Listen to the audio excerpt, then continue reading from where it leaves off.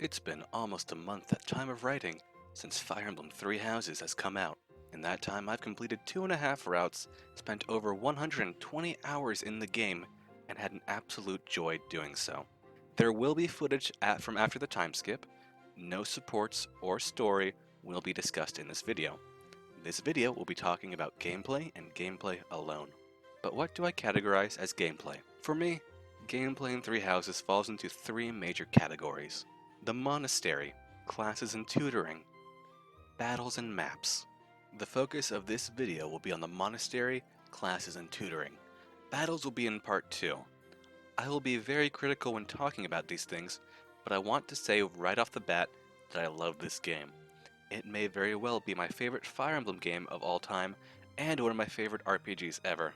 Just because I critique an element of the game does not mean I hate the game as a whole. You would think I wouldn't need to say this, but, you know, the internet and all that. To start off, I would like to talk about the franchise's newest feature, the Monastery. The Monastery is a melting pot of features found in other strategy or RPG games. It has social elements from Persona, unit training elements from games like XCOM or Valkyria Chronicles, fetch quests that remind me of MMOs, free roaming, exploration, a fishing minigame, fighting arena, a renowned system, seminars, and the all-important tea time. A lot to unpack. Let's talk about all the small things first. You have a professor level that gains experience as you do things around the monastery. Leveling it up happens naturally, and there is no inexpensive way of grinding it. You have a certain number of points to do things every weekend that are based off of your professor level. It starts out at like 1 or 2 and then ends up at 10. What doesn't cost activity points? Gardening, roaming, lost items / talking to students, fetch quests, the advice box, and fishing.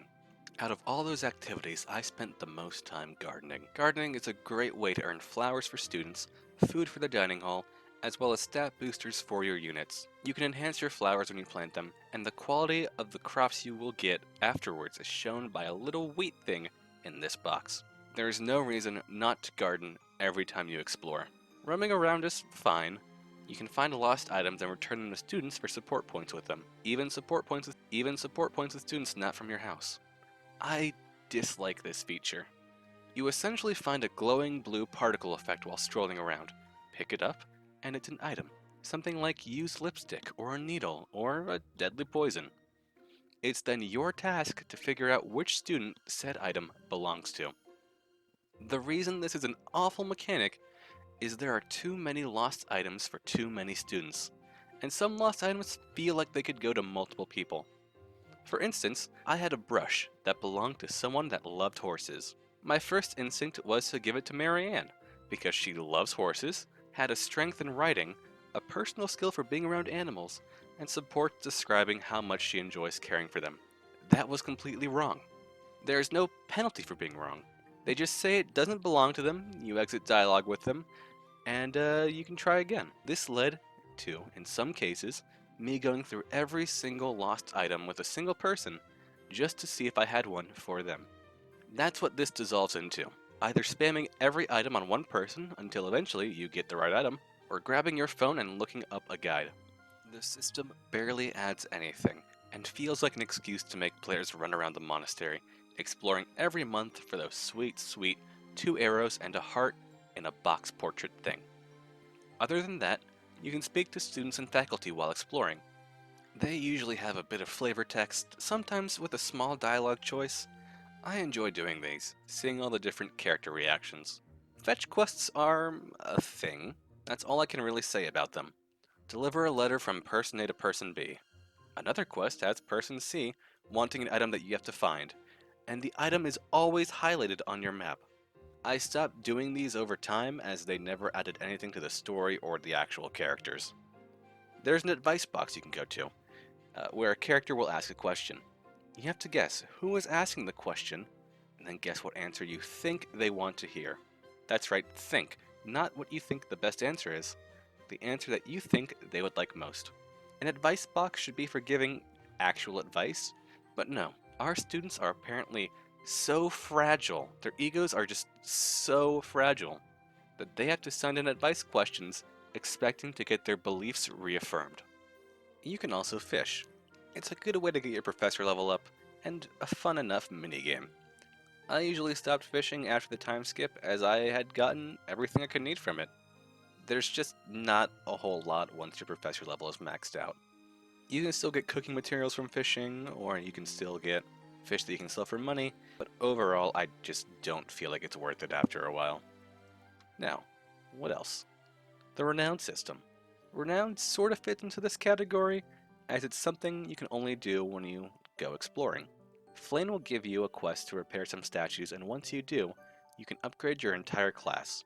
Bonuses include things like more weapon experience, faster leveling, more divine pulse charges, to things like increasing stat caps.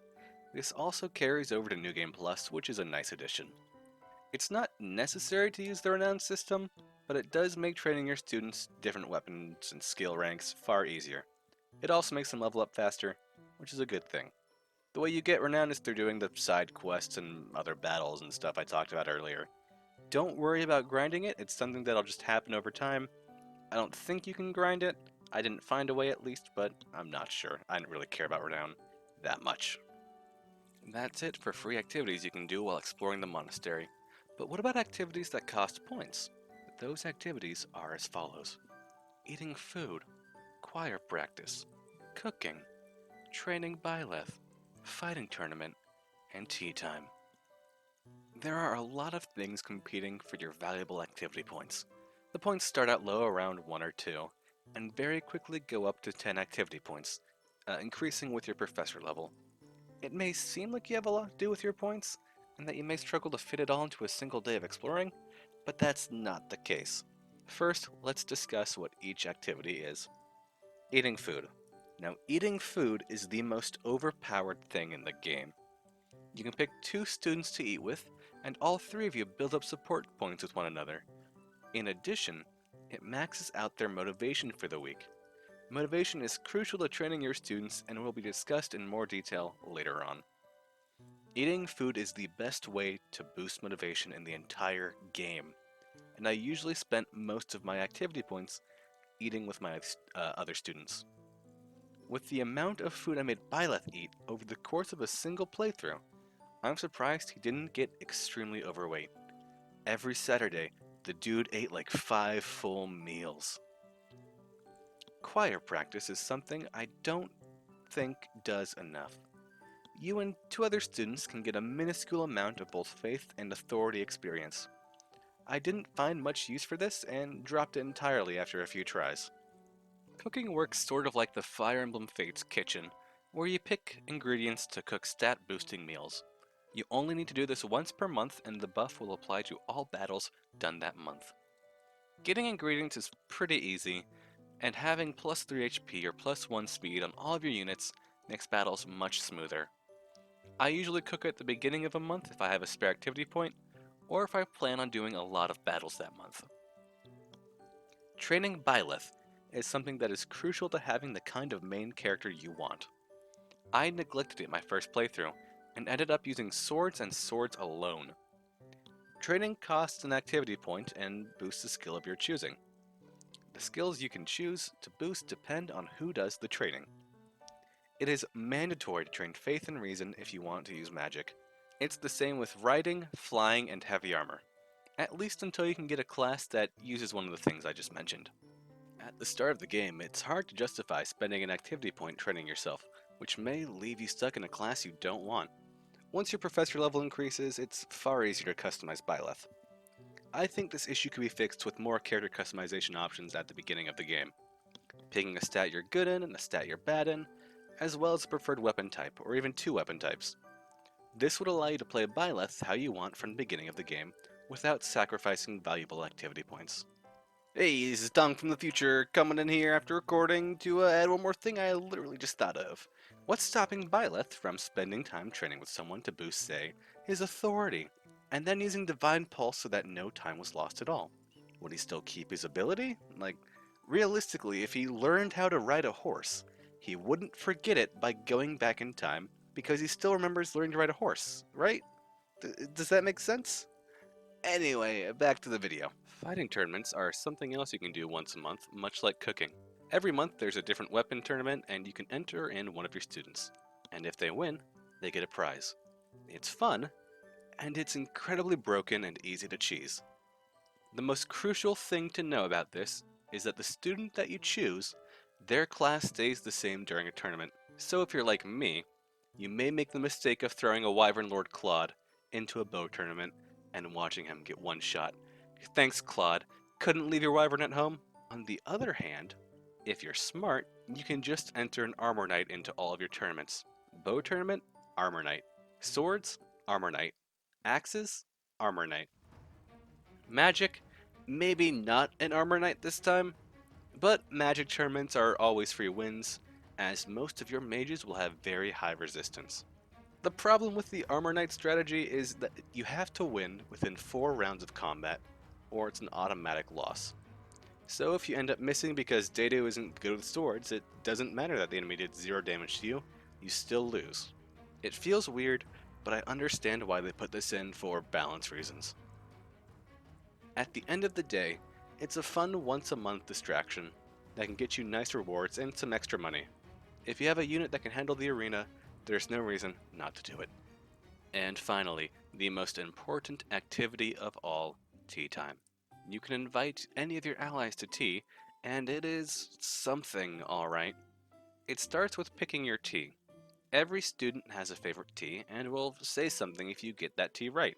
But I don't think it does anything special. As for tea time itself, you're given 3 chances to pick conversation topics you think the tea time recipient will like.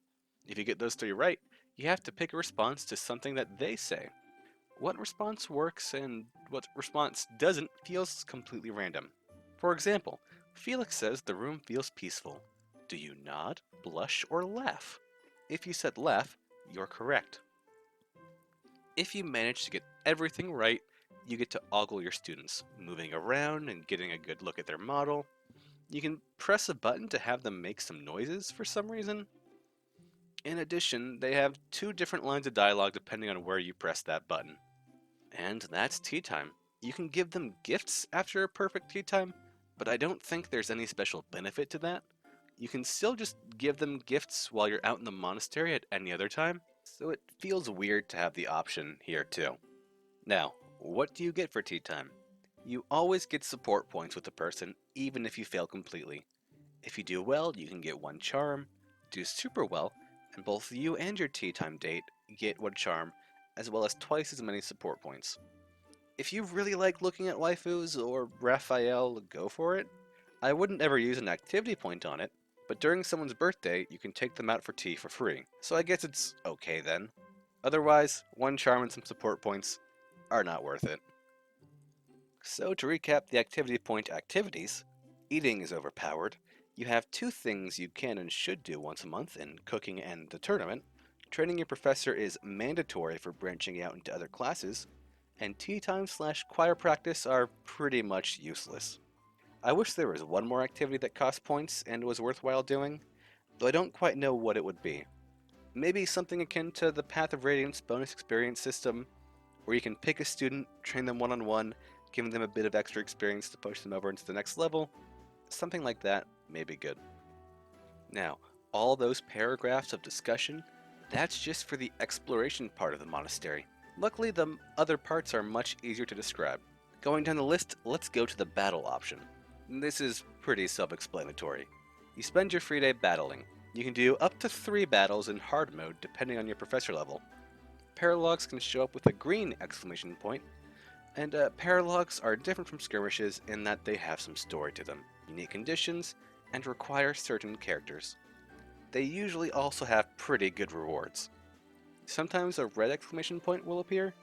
This will bring you to an advanced skirmish with a beast monster. This is a good way to get some of the rarer crafting materials and a lot of levels for your character. Finally, there are just normal skirmishes. The map can be out of any of a select pool, and you fight enemies with no story attached. Sometimes an NPC gives you a quest to do a skirmish, but in reality it's no different to a normal skirmish. I usually only ever battled if I had paralogs to do. I didn't ever feel the need to battle outside of that, which is fine. I'll go more into what I think of paralogs in the battle section next video. Next on the list of things you can do at the monastery is have a seminar. A seminar lets you or one of the other teachers, or students post time skip, teach up to 6 people in 2 skills, as well as give them 50 motivation. It was alright, but I never felt it was better than just exploring, especially in late game when you have 10 activity points. The only times I ever picked seminar was when I just wanted to get to the next story mission. Like, even early on when you have limited activity points, it still doesn't really feel great to pick seminar, but when you have 10 activity points, there's just so much more you can do, and seminar does not keep up with how good your professor level is. Maybe if the bonuses were increased, maybe if you could bring more students, maybe if you could have multiple seminars, that would be good. As it stands though, it's pretty much a waste of time late game, unless you really just want to get to the next battle. And then finally, there's the option I chose the least, resting. Resting restores 5 uses of your legendary weapon, and gives every student 25 motivation. Maybe I was just overly cautious with my weapon, but I never felt the need to rest and repair. Resting is by far the worst option here in my opinion. 25 motivation for all your students is not good. That gives you one one-on-one training session with them where you can boost one of their stats by like 6 points. Like, it's compared to eating a meal, it's not good. That's all the monastery activities you can do. I felt there was a huge bias towards exploring and, in a lesser case, battling, with the other 2 options not nearly as enticing. Resting should have given far more motivation, and Seminar should have trained more people or done the other things I mentioned earlier. As it stands, exploring is just too beneficial to not do, and if you want to play optimally, you'll pretty much never do resting or seminars. I think the monastery is a wonderful addition. I like exploring and talking to the students, getting just bits and pieces of their thoughts on things, learning more about them and just being exposed to them. It fixes a constant Fire Emblem problem of having so many units recruited and only having screen time for a handful of them outside of supports.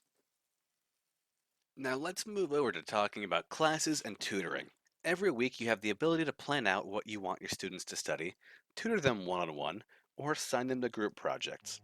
The students all have different things they're good at, bad at, with hidden talents and other abilities. For instance, a character may have an affinity for reason magic and authority, a weakness in horses and lances, and a hidden talent for faith magic. It varies from student to student and completely depends on their unique personality. It's up to you to choose how you want to train them, how you want to build them, what path you want to put them on, and then you stick them to it. It is advisable to train your students in what they excel in. You get a pretty substantial bonus when they're learning something they want to be learning. It can feel a little bit like you're forced to put them down specific paths, because that's what their proficiencies tell you to put them on. But even then, there's room for variance. If you want to stick purely to their strengths, there's 2 or 3 classes that would usually suit them. For instance, let's look at Hilda. She has strengths in lances, axes, weaknesses in faith and authority, and a hidden talent for heavy armor. So, how do you build her? You could focus purely on axe and have her become a warrior, or maybe split up between axe and heavy armor to have her become a tanky armor knight. If you want to branch out slightly into things she's neutral in, you could train her in flying and axes to make her a wyvern rider, or axes, heavy armor, and riding to make her a great knight. What I'm getting at is that there are many different ways to build a character while sticking to what they're good at, or at the very least, things they aren't bad in.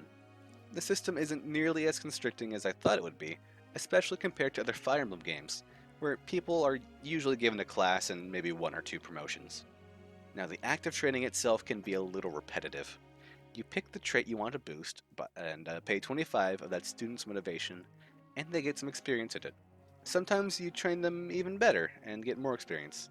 You can get a perfect training and double the amount of experience they earn.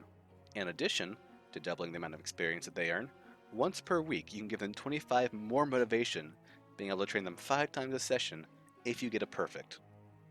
I don't like this system. It adds so many button presses to something that should be so simple.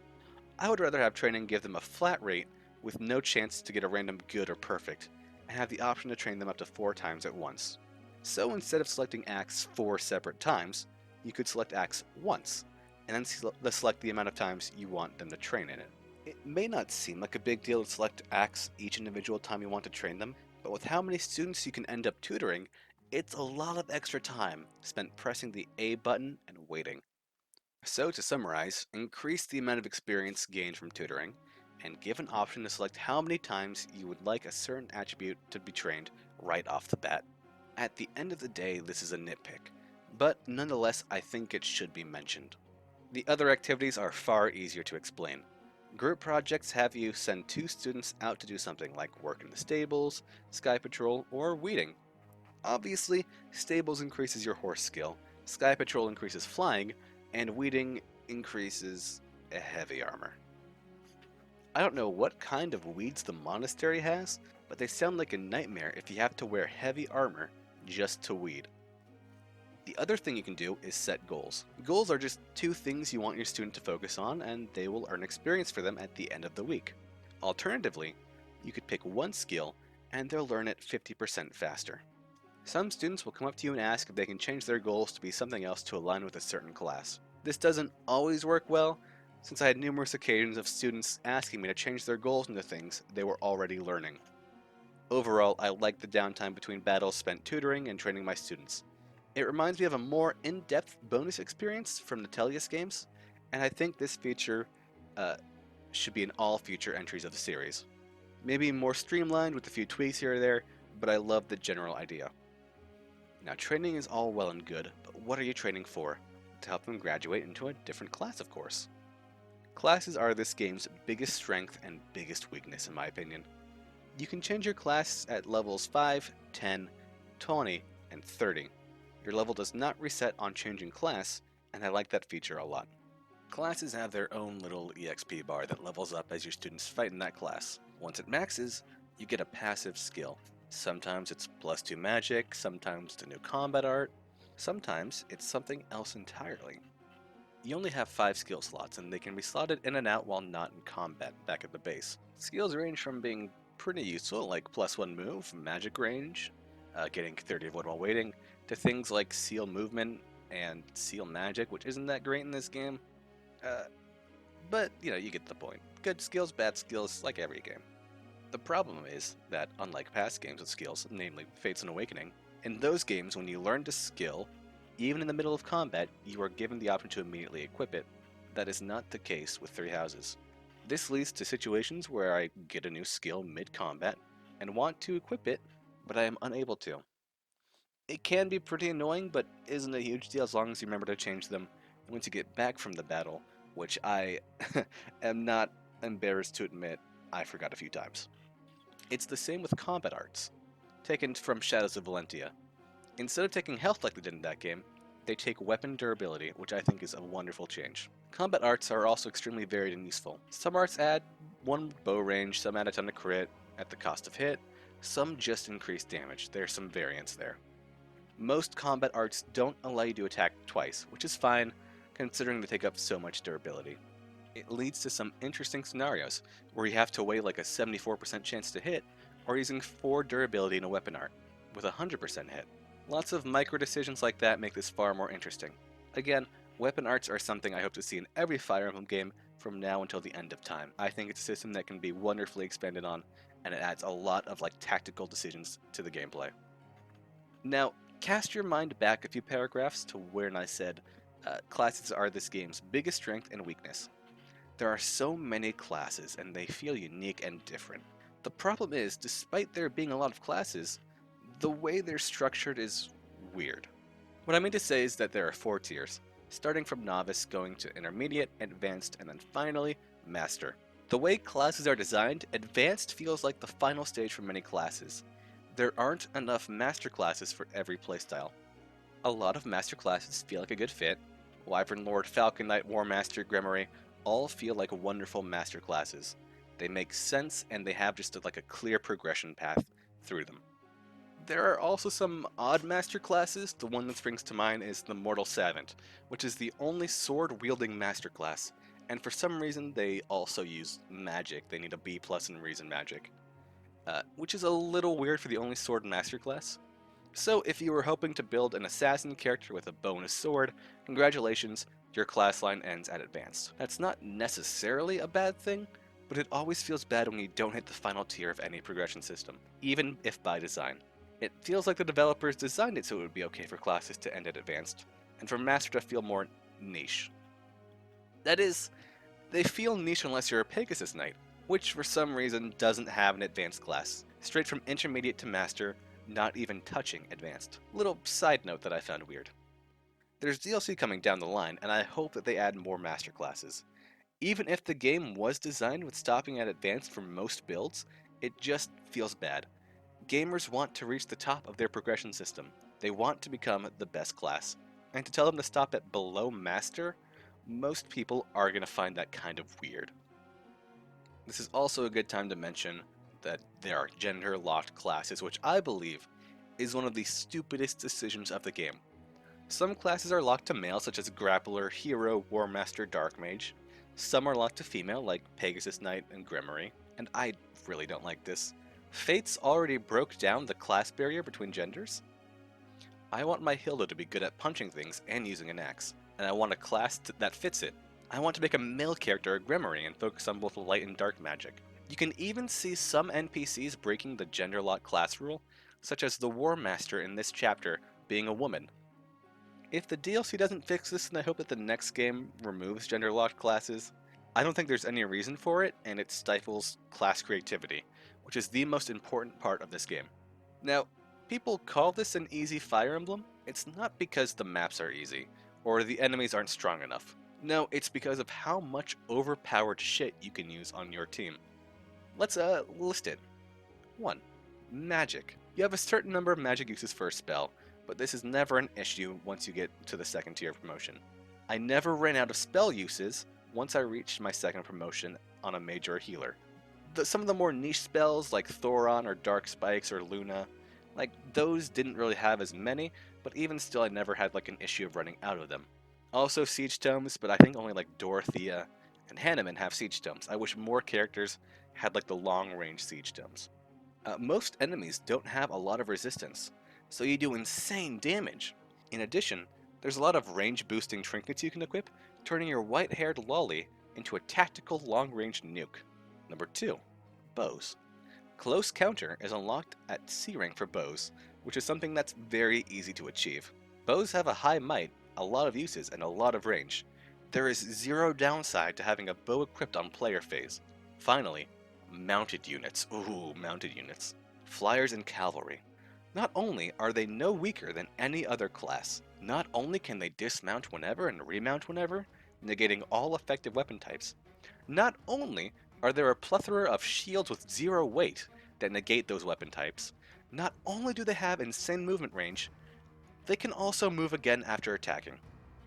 If it wasn't for how overpowered mages are, now granted there are still magic mounted classes, but for some I don't think that those are the best fits. I could see making my entire army mounted. Dismounting means you have absolutely zero weaknesses and all the benefits of a mounted class. Do you want to know a little trick? You can move your mounted unit and then dismount. Then the next turn, you can mount at the start, press B, and then move again, but this time with the mounted movement. I cannot believe this got past playtesting.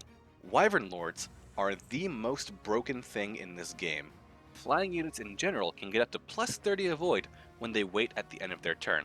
I have had many enemy phases where I sent Hilda or Ingrid into a forest, had them wait, and the enemy keeps trying to attack with a 0% chance to hit. Or like a 5%, usually it's a 0% chance to hit, and they just keep whittling themselves down over time. Now, mounted units have utility, strength, movement, and no weaknesses. Wyvern Knights fill the skies with their insane strength, avoid, and movement. Class balance is honestly so out of whack. I know I don't need to play optimally, use all the best classes, make the best builds to beat the game, but there's always that little voice in the back of my head telling me I'm doing it wrong. If you can ignore that voice, I envy you. Continuing onward, students are more than just their class and weapon. Classes are supplemented with another new feature, battalions. Battalions are units of soldiers that you assign to a unit and they let you perform special abilities. They look absolutely awful. They constantly pop in and out, and they add nothing visually to the game. I found myself just ignoring them as background objects most of the time, not even realizing they were there. My eyes just glazed past them. Battalions all have special abilities that vary in usefulness. Some pull a single enemy back, some rain down arrows on like 10 tiles. Some are just a straight line of death. Others make you invincible or give you a ton of movement. Note I didn't use stride my first time through the game. That was a mistake. Thank you, big maps and no movement. Battalions also have their own health bar that can go down with yours. It can be replenished in a shop between missions. I like battalions. They add an extra unique ability, some AoE attacks, and just a bit more decision making. They're not really like a huge feature, and they don't make battles feel any bigger like they said that they would. But I like what they add. A lot of unique, fun abilities, and they are absolutely worth your time to level up. I'm going to use battalions to transfer over to my biggest gripe with this game, the inventory. I hate this game's inventory management. For one, remembering to restore battalions, which barely costs any gold might I add, can be a huge pain. Sometimes the game will pop up with a reminder, asking you if you would like to restore the moment you start the map. This should always be a pop-up, as there have been many times where I've forgotten to restore my battalions, and go into a battle with a lot of half-dead soldiers. The gold cost of repairing them is so minuscule, I'm surprised they didn't return to full health at the end of every battle. This should absolutely be a change for the next game. Either make losing battalions something impactful and a drain on your wallet, or just repair them automatically for free at the start of a new battle. But that's not where my gripes with the inventory end. Oh no. Using stat boosters in this game is miles worse than Fates or Awakening. Want to use a goddess icon in Fates? Select your character, go to the convoy, select the goddess icon, click use, and you're done. Want to use one in Three Houses? Select your character, go to the convoy, trade one of your items to the convoy to grab the stat booster. Use the stat booster, go back into the convoy, look for the item you traded, and then re-equip it. I dreaded using stat boosters in this game, and usually just defaulted to using them on my magic characters, as they had less items in their inventory, meaning I could give them more stat boosters without having to deal with the dreaded fucking convoy. Please revert it back to the way the 3DS games did. It has been made so needlessly complicated for no reason. It's a drag. Other than that, the inventory is alright. I had to adjust to some button mapping, but got it after a day or so. I remember constantly pressing the Divine Pulse button by accident, or the map button, or whatever else. It feels fine now, but there's a bit of a learning curve. It doesn't completely feel intuitive. And I think with that negative note, I'm going to end things off. At least with part 1 of my Three Houses discussion. This video is already getting pretty long, over half an hour, and Classic WoW is coming out soon. And I want to hear some more feedback on this bad boy after I release Into the Wild before I make part 2, since this is my first time making a video like this. If you have any feedback, agreeing, disagreeing, criticism, whatever else, please leave it in the comments below. Like I said, this is my first time at like a real scripted discussion video, and I would like to improve a lot. So if you made it this far, thank you very much. As I said earlier, I love this game. It is a contender for my favorite Fire Emblem game of all time, and is one of my favorite RPGs ever. Don't forget to hit that like button, subscribe, and hit the bell as the kids say, and I will see you later. Tongue out, boys.